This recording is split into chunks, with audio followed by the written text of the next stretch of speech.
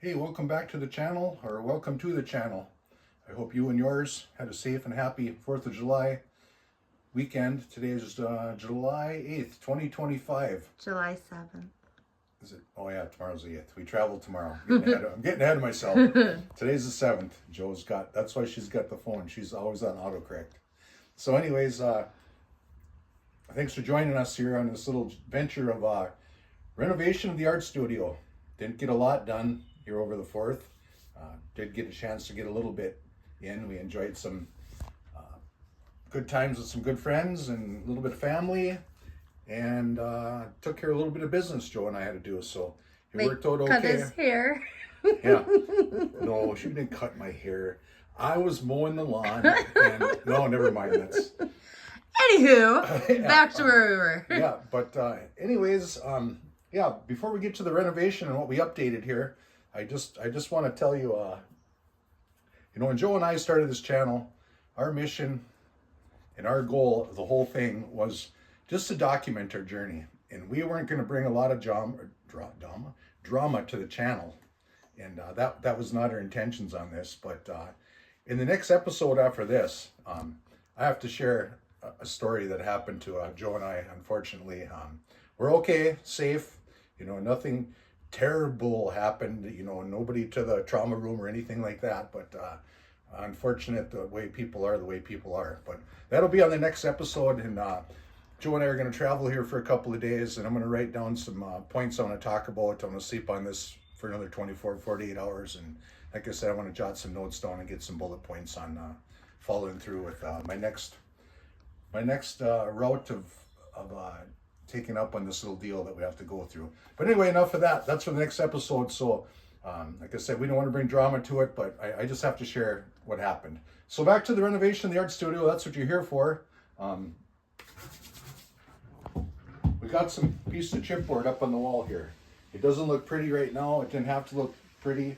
This has been tucked up in the rafters for years. It's a little bit dirty, a little bit grungy, dusty, but I'm gonna let it dry out up here good. You can see this one is kind of beat up, but I only need a part of a sheet out of that here and here. We can cut that bad part out of there, but just using up what we have, right? And the reason this is on this wall right here, boy, that looks terrible. That's not, but we got some paint, primer, flat white there, some primer here, and we're gonna hit this whole wall after this chipboard is on here with a nice primer, and then we're gonna come in with a dark color. And over the top of that, if you followed any of our other episodes on this, what we're going to do is I busted down a bunch of pallets, and I'm going to pallet wood this whole wall in a herringbone pattern.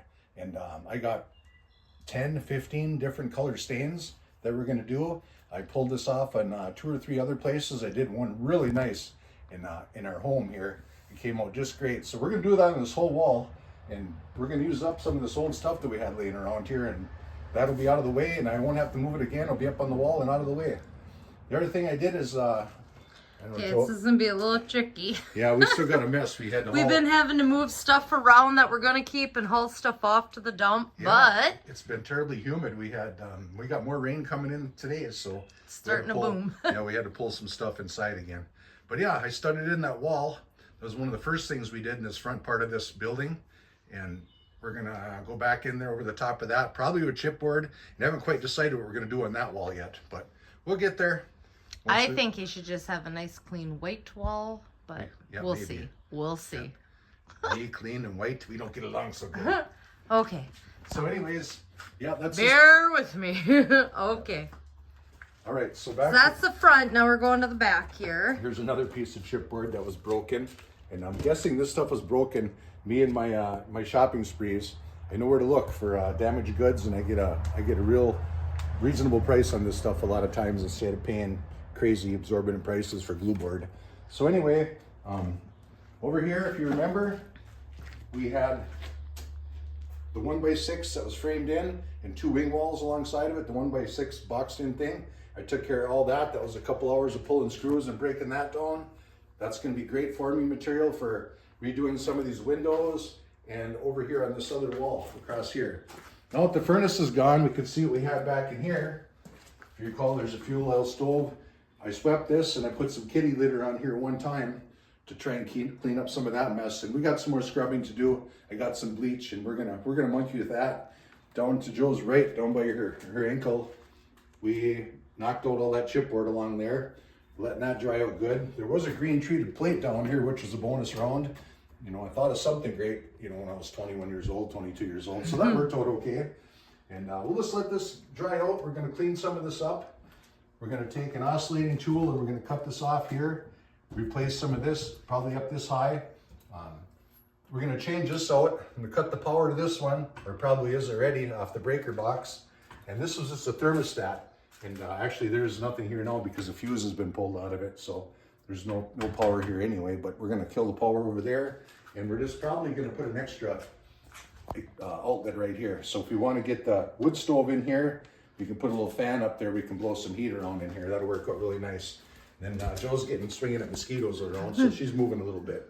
But anyways, this one here, we got the second coat of mud. I think it's been about 4 days since we put the first coat on. It's been I humid. applied a coat of mud, the second coat of mud this morning. And like I said, I started feathering kind of wide now, and it went on a little heavy again, but that's okay. Like I said, we're gonna travel for a couple days, Joe and I. Got some things to take care of, and when we come back, this will be ready for the last coat, or maybe 2 thin coats. So we'll go from there.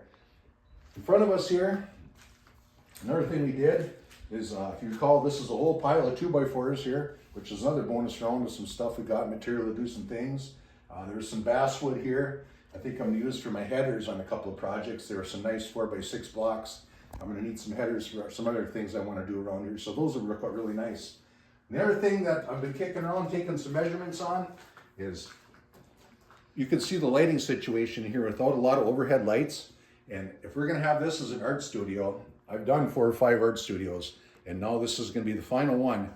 I'm taking into account the lighting and the natural, you know, for when we're painting or airbrushing, you want the natural light.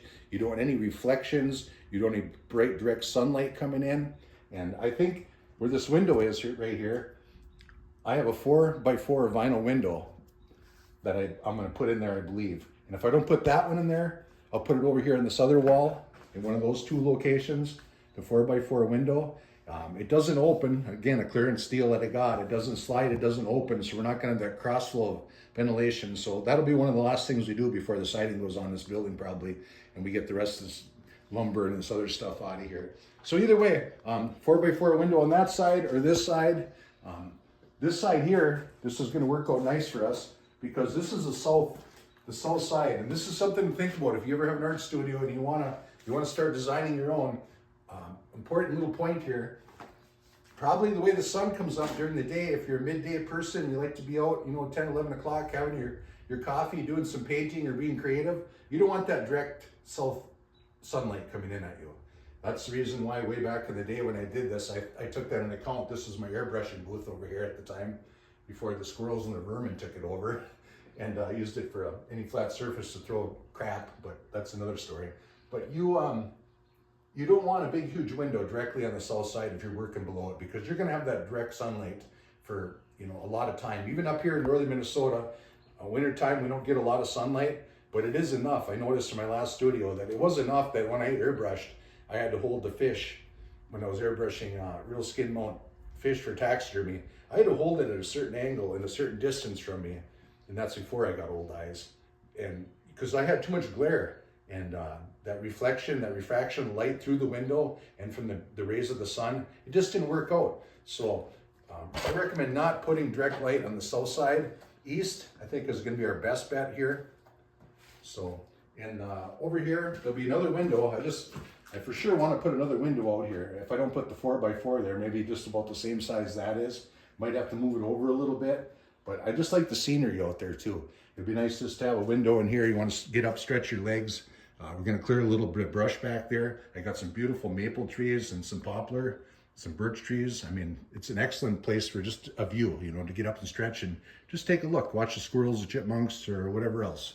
And the last thing that is in the plans now, in the drawing board, is we're gonna take these 2 plugins out of here. We're gonna disconnect up there, or maybe take that piece of conduit off and disconnect over there, depending on how big of an opening and a window we have over there. We want all the wall space we can, for one thing, but I do want a door here. And that's the other reason I'm just gonna disconnect this power right here, is I'm gonna put a door. I just measured it. It's a 40-inch rough opening door.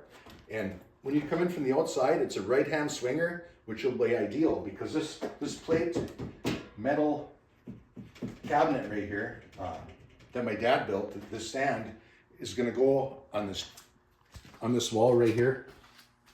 And it's got 2 shelves, and then there's a place underneath to tuck firewood. And if we got the stove right here, we have our heat transparent plates over here. We've got our wood stove here. I took a measurement off that plate stand, and we can put quite a bit of firewood. Even if we don't put the firewood up on the top, we still got a nice, with this metal, we still got a great place to dry fish or whatever else we're gonna do. If we want to lay our artwork, you know, we want to put a nice decorative cloth over it. We want to dry our artwork there or whatever. So it's multi-purpose that way. And we move those outlets out of there. We put that door in there. Like I said, it's right-hand swinger. So you can imagine if you're coming from the outside, your door's going to swing this way. You can walk right over here and you can stack your wood. Instead of having the door swing this way, left, and then you got to walk in around to get to the wood. So it'll work out great. The door will swing to the right, you can walk right in. But you can see we put a lot of time and effort into planning this, except we're picking up after ourselves. Sorry if I'm swinging around a bit. Mosquitoes are bad. Yeah, we got that. The humidity, we've had rain, and just a little bit of sunshine, so they're starting to find us, and it's getting to be evening hours here. But anyway, that's a quick update on that, and stay tuned for the next episode. We're going to have to contemplate on how we're going to roll this all out about the drama and what happened to us over the 4th. It's really sad that some folks are the way they are, but you know, it's on me too. You know, I got to be more cautious about things. But that'll be in the next one. Thanks for watching. Hang out, and happy 7th of July, 2025. Yes. See, I got it, Jill. Boom. Please like, share, subscribe, and we'll catch you on the next one.